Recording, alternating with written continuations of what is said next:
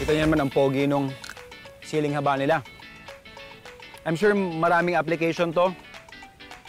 Masarap siya ipanghalo sa ipapang gulay. Bicol Express, sinigang.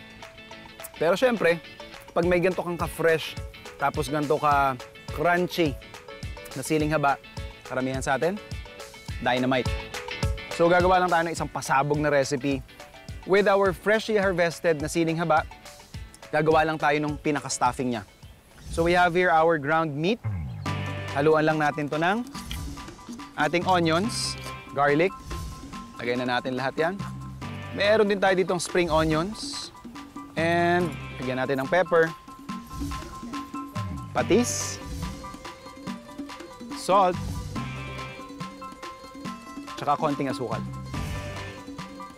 So, imimix lang natin to lahat para ma-distribute na maayos yung ating seasoning.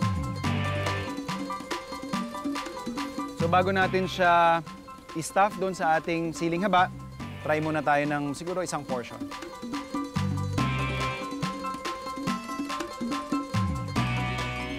Alat level niya, okay na ako.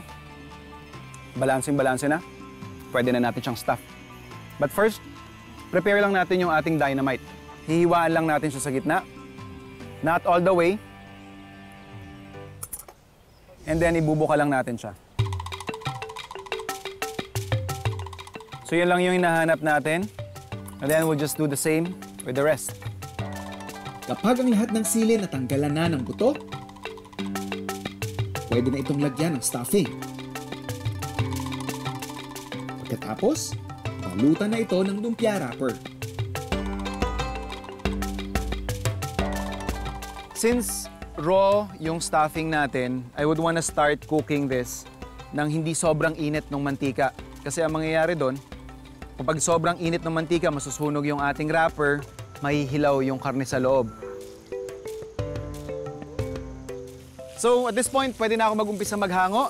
Yung iba, let's give it around 2 to 3 more minutes. Pwede na tayo mag-serve.